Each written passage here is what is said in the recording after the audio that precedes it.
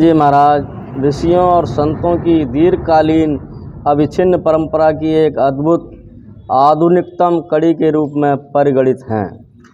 भागलपुर बिहार के पावन गंगा तट पर अवस्थित इनका भव्य विशाल आश्रम आज अध्यात्म ज्ञान की स्वर्णिम ज्योति चतुर्दिक बिखेर रहा है।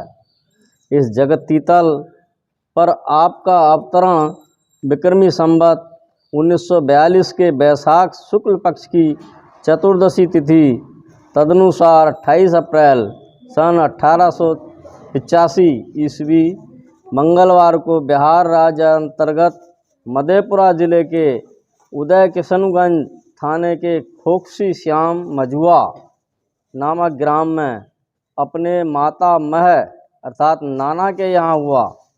आपके पूज्य पिता कायस्थ कुलभूषण स्वर्गीय बाबू बबूजन लाल जी तथा सौभाग्यशालिनी माता स्वर्गीय श्रीमती जनकवती थीं, जो पूर्णिया मंडलांतर्गत ग्राम सिकलीगढ़ धरारा के निवासी थे।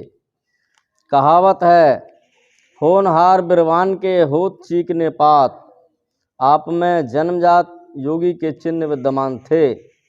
शैशवावस्था से ही आपके सिर पर 7 जटाएं थीं, जो प्रतिदिन कंघी से सुलझा दिए जाने पर भी पुनः प्रातःकाल अनायास 7 जटाएं ही बन जाती थीं। लोगों ने समझा कि अवश्य ही किसी योगी महात्मा का जन्म हुआ है। 4 वर्ष की अवस्था में ही आपकी पूज्य माताजी इस असार संसार को त्याग कर परलोक सिधार गईं। 5 वर्ष की अवस्था में कुल पुरोहित द्वारा आपका विधिवत मुंडन संस्कार संपन्न होने के पश्चात आपकी प्रारंभिक शिक्षा का शुभारंभ अपने ग्राम में ही हुआ। आपकी शिक्षा का आरंभ कैथी लिपि से हुआ। फिर भी प्रारंभिक शिक्षा समाप्त करते करते आपने दिव्य प्रतिभा के कारण अल्पकाल में ही नागरी लिपि भी सीख ली और आप 11 वर्ष की अवस्था में पूर्णिया जिला स्कूल में विद्याध्ययन के लिए भर्ती कराए गए। वहाँ विद्याध्ययन काल में आपकी अभिरुचि आध्यात्मिक ग्रंथों के अध्ययन एवं पूजा ध्यान की ओर अधिकाधिक बढ़ती गई। सन 1904 ईस्वी की 4 जुलाई को आप प्रवेश की परीक्षा दे रहे थे। उस दिन अंग्रेजी की परीक्षा थी। प्रश्न पत्र का प्रथम प्रश्न था, quiet for memory the poem builders and explain in your oven English, अर्थात निर्माणकर्ता शीर्षक कविता को अपने स्मरण से लिखकर अपनी अंग्रेजी में उसकी व्याख्या करो। आपने निर्माणकर्ता शीर्षक कविता का प्रथम छंद लिखकर उसकी विशद व्याख्या की। उसका समास रूप निम्नलिखित है, for the subtractor that we rise, time is with material is field, our today and yesterday are the block with be build. हम लोगों का जीवन मंदिर अपने प्रतिदिन के सुकर्म या कुकर्म रूपी ईंटों से बनता या बिगड़ता है। जो जैसा कर्म करता है उसका जीवन वैसा ही बन जाता है। इसीलिए हम लोगों को भगवत भजन रूपी सर्वश्रेष्ठ ईंटों से अपने जीवन मंदिर की दीवार का निर्माण करते जाना चाहिए। जीवन रूपी जिस इमारत को हम लोग तैयार करते हैं वह हम लोगों के आज और कल के शुभाशुभ, अच्छे बुरे, नेकी बदी, धर्म अधर्म एवं पाप पुण्य रूपी उपादानों से ही बनी है। हम लोगों के जीवन का वर्तमान स्वरूप आज और कल रूपी समय में किए गए कर्मों की ही संहति है या एकत्र संचयों से ही निर्मित हुआ है। इन बहुत से आज और कल का सदुपयोग करने से ही हमारा जीवन सुंदर, सुदृढ़ और अमर होगा। जिस भांति सुंदर सामान को व्यवस्थित और सुष्ठुतापूर्व श्रृंखला में सजाकर सदुपयोग कर हम सुंदर कलापूर्ण सुदृढ़ स्थायी महल बना लेते हैं, उसी भांति अपने आज और कल रूपी सामानों का सदुपयोग करेंगे, अर्थात सदा सर्वदा हम उसे पवित्र और पुण्य कर्मों में ही लगाएंगे तो निसंदेह हमारा जीवन सार्थक, सफल और सुंदर बन जाएगा। समय की सदुपयोगिता सत्संग में है और ईश्वर भक्ति या भजन से श्रेष्ठतर और कोई भी सत्कार नहीं है। इन पंक्तियों को उद्धृत करके इनकी व्याख्या लिखते लिखते इनमें वैराग्य की भावना इतनी प्रबल हो गई कि इन्होंने उत्तर के अंत में मानस की ये अर्दाली देह धरे कर यही फल भाई, भजिए राम सब काम बिहाई लिख दी और परीक्षा भवन का परित्याग कर दिया। परीक्षा भवन से बाहर आकर आप अपने मानव जीवन को सफल बनाने के लिए अज्ञात पथ पर ईश्वर भक्ति के सही और पूर्ण ज्ञान की खोज के लिए चल पड़े। यहीं आपकी विद्यालय शिक्षा का सदा के लिए अंत हो गया। आपने गहन स्थित जीवनचर्या का परित्याग कर आध्यात्मिक साधना का मार्ग ग्रहण कर लिया। इस क्रम में आप अनेक व्यक्तियों के संपर्क में आए और अंततः मुरादाबाद निवासी बाबा देवी साहब के दीक्षित शिष्य होकर साधना में निरत रहने लगे। महर्षि मही को बाबा देवी साहब के रूप में सच्चे गुरु मिल गए। उनके भीतर का प्रकाश दिन दिन अपनी किरणें बिखेरने लगा। संत रामानंद, संत कबीर आदि के से चली आने वाली समृद्ध संत परंपरा की महर्षि मही एक अनमोल कड़ी बन गए। कबीर, गुरु नानक, दादू, पलटू आदि संतों की तरह ही उनका व्यक्तित्व अंतः साधना के तेज से प्रोद्भासित हो उठा। संत सुंदरदास, संत निश्चलदास एवं संत राम रहसदास की तरह ही अपने सुदीर्घ तथा व्यवस्थित अध्ययन से उन्होंने अपनी साधना के प्राप्त ज्ञान को शास्त्र पुष्ट और प्रमाण संबलित किया। महर्षि मही का जीवन एक विनम्र, उदार एवं सरल हृदय साधक का जीवन रहा। उन्होंने साधना के लिए ज्ञान योग युक्त ईश्वर भक्ति को स्वीकार किया। उनकी साधना मुख्य रूप से मानस जप, मानस ध्यान, दृष्टि योग एवं सुरत शब्द योग की है। ये उत्तरोत्तर सूक्ष्म एवं महत्वपूर्ण है। मानस जप और मानस ध्यान से सूक्ष्मता में प्रवेश की योग्यता आती है। इनका कथन है, गुरुजाप मानस ध्यान मानस कीजिए दृढ़ साध कर, इनका प्रथम अभ्यास कर श्रुत शुद्ध करना चाहिए। मानस जाप और मानस ध्यान के बाद दृष्टि योग की साधना आती है।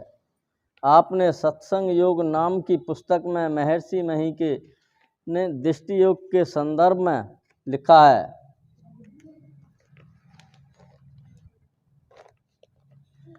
साधक के लिए सूक्ष्म अवलंब बिंदु है।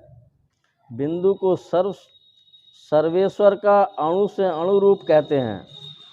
परिमाण शून्य एवं अविभाज्य चिन्ह को बिंदु कहते हैं। इसको यथार्थता बाहर में बाल की नोक से भी चिन्हित करना असंभव है। इसलिए बाहर में कुछ अंकित करके और उसे देखकर इसका मानस ध्यान करना भी असंभव है। इसका अभ्यास अंतर में दृष्टि योग करने से होता है। दृष्टि योग में डीम और पुतलियों को उलटना और किसी प्रकार इन पर जोर लगाना अनावश्यक है। ऐसा करने से आँखों में रोग होते हैं। दृष्टि देखने की शक्ति को कहते हैं। दोनों आँखों की दृष्टियों को मिलाकर और मिलन स्थान पर मन को टिकाकर देखने से एक बिंदुता प्राप्त होती है। इसको दृष्टि योग कहते हैं। इस अभ्यास से सूक्ष्म या दिव्य दृष्टि खुल जाती है। महर्षि मही ने दृष्टि योग को बिंदु ध्यान बताया है। उनके अनुसार सगुण से निर्गुणोन्मुख होने के लिए इस दृष्टि योग या बिंदु ध्यान की उपयोगिता असंदिग्ध है। तिल को बिंदु के अर्थ में प्रयुक्त करते हुए संत कबीर ने कहा है, जो कोई निर्गुण दर्शन पावै, प्रथमे सुरत जमावै तिल पर। महर्षि मही ने भी इसी तरह लिखा, तीसर तिल में दृष्टि धरै, पिंड त्याग ब्रह्मांड चले। पिंड त्याग ब्रह्मांड चले का तात्पर्य है सगुण से निर्गुणोन्मुख होना। तीसर तिल का अर्थ है बिंदु। कहने का अभिप्राय यह है कि बिंदु पर दृष्टि जमाने वाला साधक सगुण से निर्गुणोन्मुख हो जाता है। ये बिंदु कोई काल्पनिक नहीं होता। उपर्युक्त योग युक्ति के द्वारा ये बिंदु साधक के भीतर स्वतः उदित होता है। यह तेजपूर्ण होता है, ज्योतिर्मय होता है। इस बिंदु ध्यान या दृष्टि योग के बाद सुरत शब्द योग आता है। ऋषियों और संतों ने बताया है कि सृष्टि के 5 मंडल होते हैं: स्थूल, सूक्ष्म, कारण, महाकारण और कैवल्य। इनसे शरीर भी भरपूर है। पांचों मंडलों के केंद्रों से 5 प्रकार के शब्द होते हैं। इन्हें संतों ने नौबत बजना कहा है। सुरत शब्दयोग की साधना में इन शब्दों में सुरत लगाई जाती है। 5 मंडलों की इन 5 नौबतों को सुना जाता है। कैवल्य मंडल का केंद्र स्वयं परमात्मा है। कैवल्य मंडल की नौबत ध्वनि सुरत को परमात्मा तक पहुंचा देती है, क्योंकि शब्द अपने उद्गम स्थान पर आकर्षित करने का गुण रखता है। कैवल्य मंडल में केंद्र से जो शब्द होता है उसे ही वेद एवं उपनिषदों में ओम, स्फोट, उद्गीत, प्रणव ध्वनि और ब्रह्मनाद कहा गया है। संतों ने उसे ही सार शब्द, सत शब्द, सतनाम, आदि नाम और राम नाम कहा है। प्रणव व आदि नाम अव्याहत एवं अप्रतिहत रूप से सर्वव्यापक हैं। सृष्टि निर्माण के लिए ईश्वर ने सर्वप्रथम शब्द निर्मित किया। गुरु नानक देव का कथन है, शब्द तत्व वीर्ज संसार, अर्थात सृष्टि सृजन हेतु शब्द तत्व ही वीर्य रूप है। वह शब्द सृष्टि के कण कण में वैसे ही व्यापक है जैसे गीली मिट्टी की गोली बनाने में अंगुलियों का प्रकंपन उसमें ओतप्रोत हो जाता है। प्रणव या आदि नाम की धार सर्वेश्वर तक लगी हुई है। ऋषियों और संतों ने बताया है कि इसी शब्द धार को पकड़कर सर्वेश्वर तक पहुंचा जा सकता है। महर्षि मही का दार्शनिक चिंतन मुख्यतया भारतीय चिंतन परंपरा के अनुकूल है। उन्होंने ब्रह्म को अनादि अनंत बताया है। वह न सगुण है और न निर्गुण है। सगुण और निर्गुण ब्रह्म तो उसके 2 अंश हैं। ब्रह्म की समता किसी से नहीं दिखाई जा सकती। वह अव्यक्त और निरुपाधि है। उन्होंने लिखा है, अनादि अनंत प्रभु निरअवयव विभु, हैं निर्गुण सगुण ब्रह्म 2 अंश जाको, समता न पाता कोई भी है जाको। उन्होंने बताया कि जीव इसी ब्रह्म का अंश है और तत्वता दोनों में कोई पार्थक्य नहीं है। उनके विचार से शरीरबद्ध आत्मा ही जीव है। मैदाकाश के अभिन्न अंश घटाकाश और मठाकाश की तरह जीव ब्रह्म का अंश है। मैदाकाश के अंश घट, मठ और पट के आकाश में तथा मैदाकाश के क्रमशः छोटे और बड़े होने का भेद रहता है। पर यह भेद भी तब समाप्त हो जाता है जब मैदाकाश का घट, मठ और पट के आच्छादन नहीं रहते हैं। इस स्थिति में घट, मठ और पट के आकाश मैदाकाश से मिलकर तद्रूप हो जाते हैं। अंश अंशी में समा जाता है और दोनों में पूर्ण अभेद प्रकट होता है। इसी दृष्टि से अंश जीव और अंशी ब्रह्म तत्वता एक हैं, पर दोनों में अणुता और विभुता का भेद है। उन्होंने मैं ही पदावली में जीव और ब्रह्म के अंशासी संबंध को व्यक्त करते हुए लिखा है, जीवात्म प्रभु का अंश है, जस अंश नभ को देखिए, घट मठ प्रपंचन जब मिटे, नहीं अंश कहना चाहिए। अंश अंशी में मिलकर अंशी स्वरूप हो जाता है, जीव ब्रह्म हो जाता है। अभेदता की इस स्थिति में जीव ब्रह्म में कोई अंतर नहीं रहता। सांप्रदायिक संकीर्णता एवं वैचारिक अनुदारता से महर्षि जी सर्वथा मुक्त रहे। मैं ही पदावली की सतगुरु देवी अरुजे भये हैं, होंगे सब चरणन सिरधारी जैसी उक्ति उनकी विनयशीलता एवं व्यापक परंपरा सिद्ध दृष्टिकोण का परिचय देती है। एकांतिक आत्म साधना में निमग्न रहने पर भी उन्होंने लौकिक व्यवहारों तथा मर्यादाओं का परित्याग नहीं किया। सामाजिक एवं राष्ट्रीय दायित्वों के प्रति वे सदैव जागरूक रहे। राष्ट्रीयता उनको प्रिय थी। वे कहा करते थे कि प्रत्येक देश के व्यक्तियों के रहने और जीने का अपना अपना ढंग होता है। प्रत्येक देश की अपनी अपनी सभ्यता और संस्कृति होती है। उनके साथ उनकी साधना का इतिहास होता है। यदि कोई देश किसी देश पर आक्रमण कर उसे परतंत्र बनाना और उसकी सभ्यता, संस्कृति आदि की निधियों को विनष्ट करना चाहता है तो वह मानवोचित नहीं है।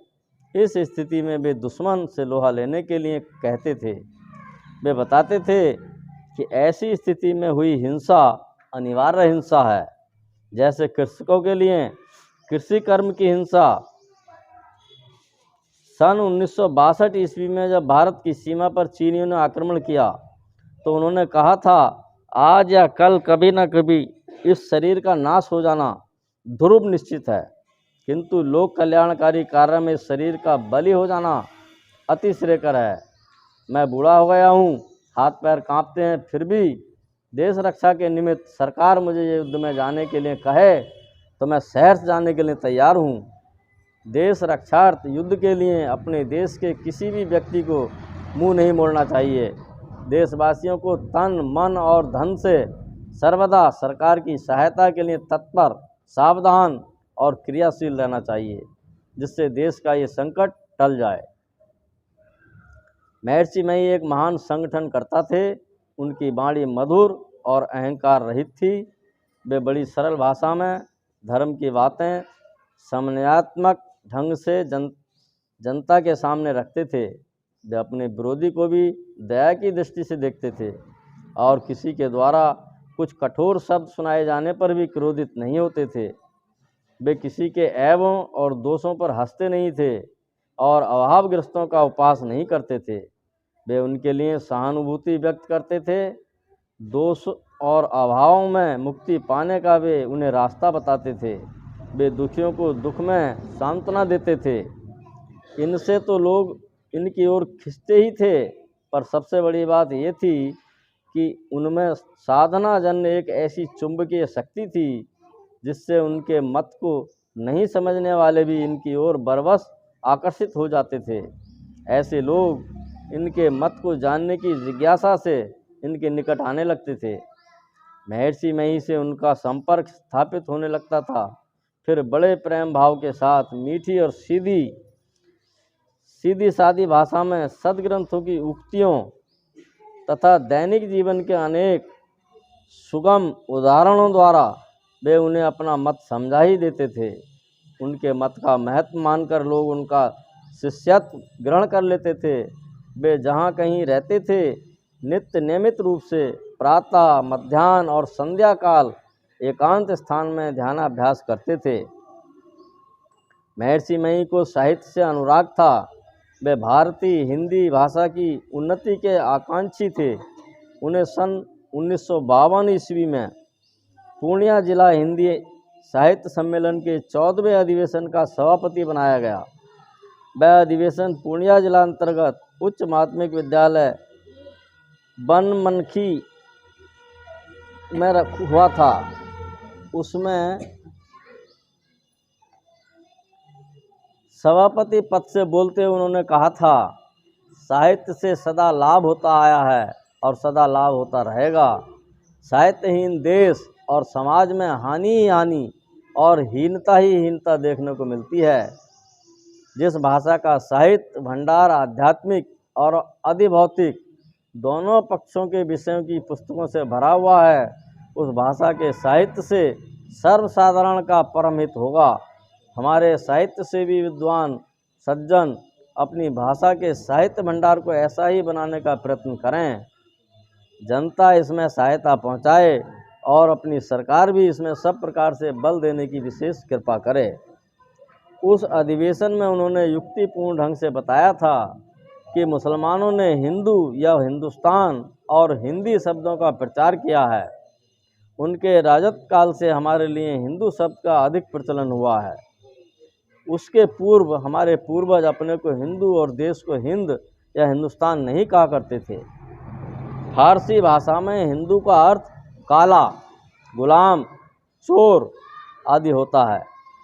हिंदू, हिंदुस्तान और हिंदी हमारे लिए अपमानजनक शब्द हैं।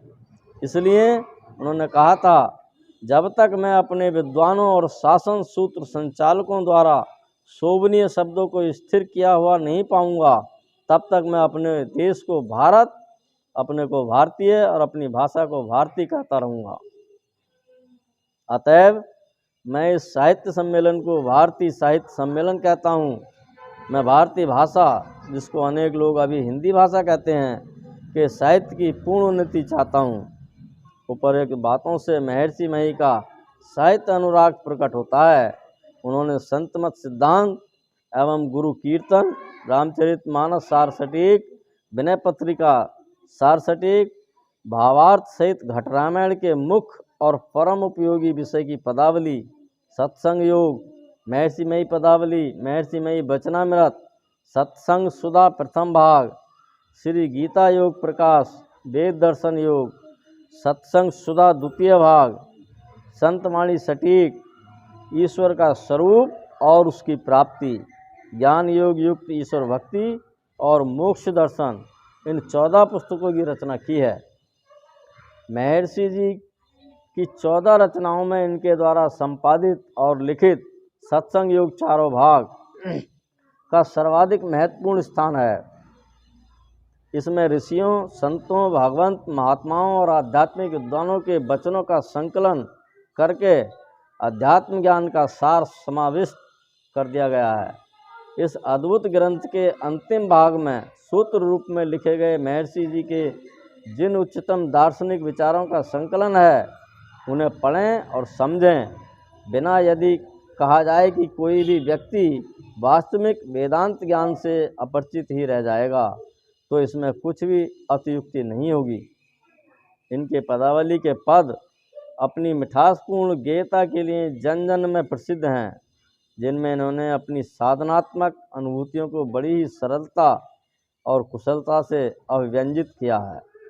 रामचरितमानस सार सटीक में इन्होंने गद्य में मानस की संक्षिप्त कथा वस्तु प्रस्तुत करने के साथ साथ उसमें उद्धृत ज्ञान योग, भक्ति और नीतिपरक छंदों की टीकाएँ करते हुए उनके जिन गूढ़ रहस्यों का उद्घाटन किया है, वह अन्यंत्र खोजने पर भी नहीं मिलते। श्री गीता योग प्रकाश में इन्होंने गीता के विचारों और योग पत्तियों का संतों के मतों एवं साधनाओं से मेल दिखाते हुए उनसे संबंधित उन भ्रांतियों का निराकरण कर दिया है, जो बड़े बड़े मनीषियों के भी मस्तिष्क में घर किए हुए थे। गीता के सही तात्पर्य को सरलता पूर्वक समझने की इच्छा रखने वाले प्रत्येक अध्यात्म प्रेमी के लिए ये पुस्तक पठनीय है। वेद दर्शन योग, इसमें इन्होंने वेद मतों और संत मतों का साम्य दिखाकर वर्षों से मानी जा रही वेद मत और संत मत के बीच की खाई को पाट दिया। संतवाणी सटीक, इसमें संतवाणियों के गंभीर अर्थ की जो सूक्ष्म और सही पकड़ देखने में आती है, वह किसी मननशील विद्वान के द्वारा नहीं, बल्कि महर्षि जी जैसे ही किन्हीं आत्मानुभव प्राप्त महापुरुष से संभव है। संत मत अपनी मूल भित्ति उपनिषद के वाक्यों को स्वीकार करता हुआ संतों के मौलिक विचारों में एकता का सम्यक दर्शन करता है। पहले पहल हाथरस के संत तुलसी साहब ने संकीर्ण पंथाई भावों से ऊपर उठकर संत मत के प्रचार प्रसार का बीज भारत की भूमि में वर्णित किया। उनसे आशीर्वाद प्राप्त किए हुए बाबा देवी साहब ने उस बीज को अंकुरित करके एक स्वस्थ पौधे का रूप दिया, और महर्षि जी ने तो उसे एक विशालतर वृक्ष के रूप में ही परिणित कर दिया। आपके प्रचार का क्षेत्र विशेषकर देहात रहा है। आपने समाज के असंख्य पीड़ित, पद दलित, शोषित एवं अशिक्षित मनुष्यों में अपनी साधना का प्रचार किया है। एक दिन आपके मुख से दयाद्र वाणी उच्छ्वासित हो उठी, जिसको कोई पूछने वाला नहीं है, अर्थात जिसको कोई आदर की दृष्टि से नहीं देखता है। ऐसे आदमी जब दीक्षा पाने के लिए मेरे पास आते हैं तो मैं उन्हें दीक्षा देने में बड़ी प्रसन्नता होती है। मतलब मुझे। महर्षि जी का जन्म जन सामान्य के लिए उपदेश था कि ईश्वर की खोज के लिए कहीं बाहर मत भटको। उसे मानस जप, मानस ध्यान, दृष्टि योग और नादानुसंधान अर्थात सुरत शब्द योग के द्वारा अपने शरीर के ही अंदर खोजो। ईश्वर की भक्ति करने के लिए कोई खास वेशभूषा धारण करने की जरूरत नहीं है। अपने घर द्वार में रहो और पसीने की कमाई से जीवन का निर्वाह करो। सच्चाई और संतोष को अपनाए रहो। अपनी आवश्यकताएं कम रखो, जीवन में सुखी रहोगे। सहनशील और नम्र बनकर रहना सीखो तो उन्नति ही उन्नति करते जाओगे। मेल में बड़ा बल है, इसलिए सत्य व्यवहार अपनाते हुए आपस में मेल से रहो। झूठ, चोरी, नशा, हिंसा और व्यभिचार इन 5 पापों से बचकर रहो। गुरु और ईश्वर के प्रति आस्था विश्वास बनाए रखो। नित्य नियमित रूप से सत्संग ध्यानाभ्यास करते रहो। कभी ना कभी आवागमन के चक्र से मुक्त हो जाओगे। निष्कर्षतः महर्षि मही जी के जीवन, साहित्य, साधना और दर्शन के विवेचन से यह स्पष्ट होता है कि उनका जीवन एक संत का जीवन था जो सारग्राही होता है और लोक जीवन को अपनी साधना, आचरण तथा आचार से प्रभावित करने की चेष्टा करता है। उनका साहित्य उनके जीवन का निचोड़ है। उनमें उनके अध्ययन, चिंतन, साधना और अनुभव का सार संग्रहित है। उन्होंने अपने विचार और साधना में परंपरा के सार तत्व को ग्रहण किया है और थोथा को उड़ा देने की चेष्टा की है। इसलिए वे संतों की उस उत्तरवर्ती पीढ़ी के प्रतीक हैं जो परंपरा और शास्त्र के सार तत्व युक्त रिक्त उत्तराधिकार में प्राप्त हुआ धन ग्रहण कर उसे अपने चिंतन, साधन और अनुभूति से सम्मिलित कर परवर्ती पीढ़ी को पैतृक दाय के रूप में प्रदान कर जाती है, ताकि वह उस मशाल को जलाए रख सके जो अंधकार से प्रकाश की ओर जाने के मार्ग की निर्देशिका होती है। इस संसार रूपी रंगमंच पर आकर प्रत्येक प्राणी अपनी अपनी भूमिका अदा करके चल देता है।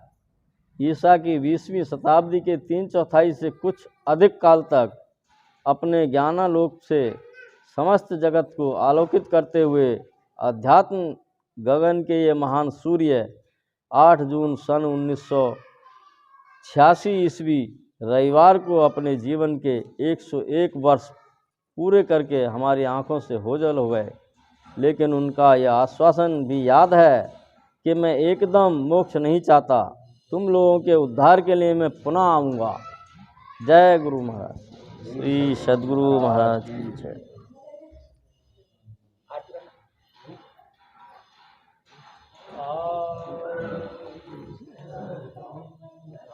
अभी बाद में आएंगे, पाठ करेंगे, पाठ में बात वगैरह आरती के बाद कुछ पाठ को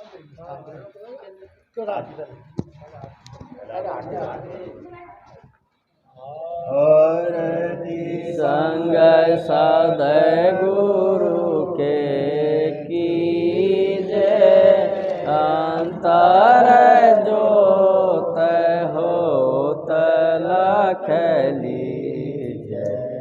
पाँच तत्व तन अग्नि जराई, दीपक चास प्रकाश करी जय।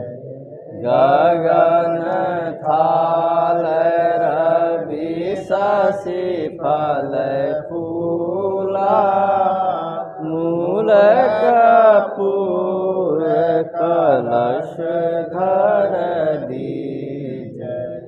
अक्षत नव मारे मुक्तार, पोहप मालहि हार गुहीजय।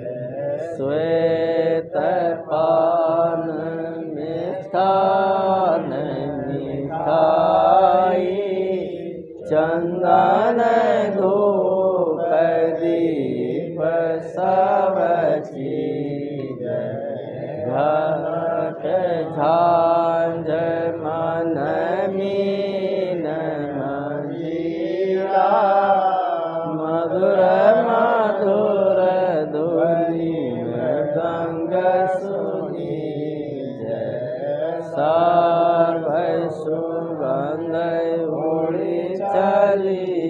आकाश मधुकर कमल के ले लो नदी निर्मल जोत जरत घट माही देखत दृष्टि दोष सब चीज आधर धार अमृत बहियावे सतमत द्वार अमर रस बीज पी पी हो सूरत मतवाली उमग रस रीध कोट भान छबिते जयुजाली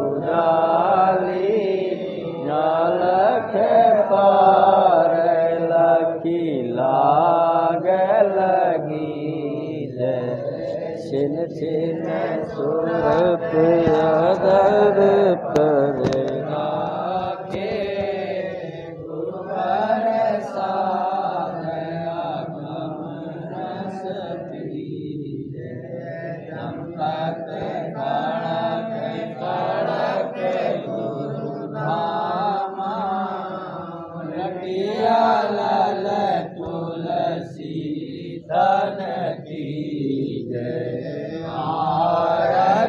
तन मंदिर में की जय दृष्टि उगल कर सन्मुख दीजय चमके बिंदु सूक्ष्म अति उज्ज्वल ब्रह्मनुते अनुपम लख लीजय जगमग जगमग रूप ब्रह्मांडा निराखे निराखे ज्योति तज दीजय शाब्द सूरत अभ्यास सरलत करी करी सार सबद गईली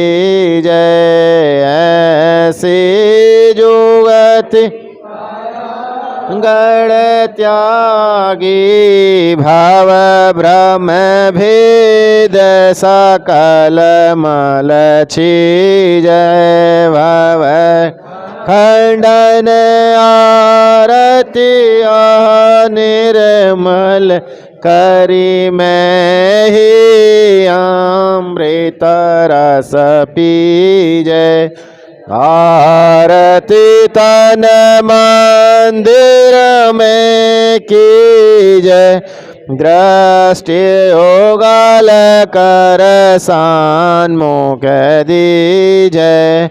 बोलिए प्रेम से श्री सद्गुरु महाराज की जय। सब संतन की जय। सत्संग महात्मा की जय।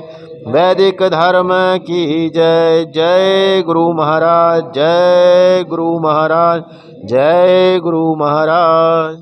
श्री सद्गुरु महाराज की जय। धर्म प्रेमी सज्जनों, माताओं का बहनों,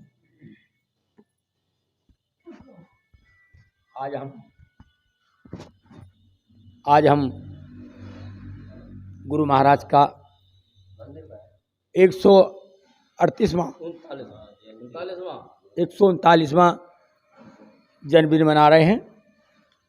इसके उपलक्ष्य में मैं हमारे अध्यक्ष महोदय से मैं निवेदन करूंगा कि आप महाराज जी को पुष्पांजलि अर्पित करें। तदुपरांत हम सब लोग पुष्पांजलि अर्पित करेंगे। बोलिए प्रेम से श्री सद्गुरु महाराज की जय।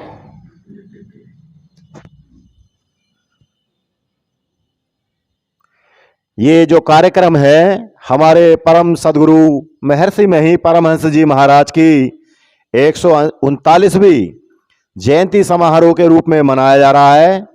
यह हमारा ग्राम आदर्श ग्राम रहमतगंज, तहसील स्वार, जिला रामपुर, उत्तर प्रदेश है। यहाँ पर हम ये महाराज जी का जयंती कार्यक्रम मना रहे हैं। ये स्थल नागमणि शिव मंदिर है। देखिए अब सभी लोग पुष्पांजलि अर्पित करेंगे। श्री सद्गुरु महाराज की जय।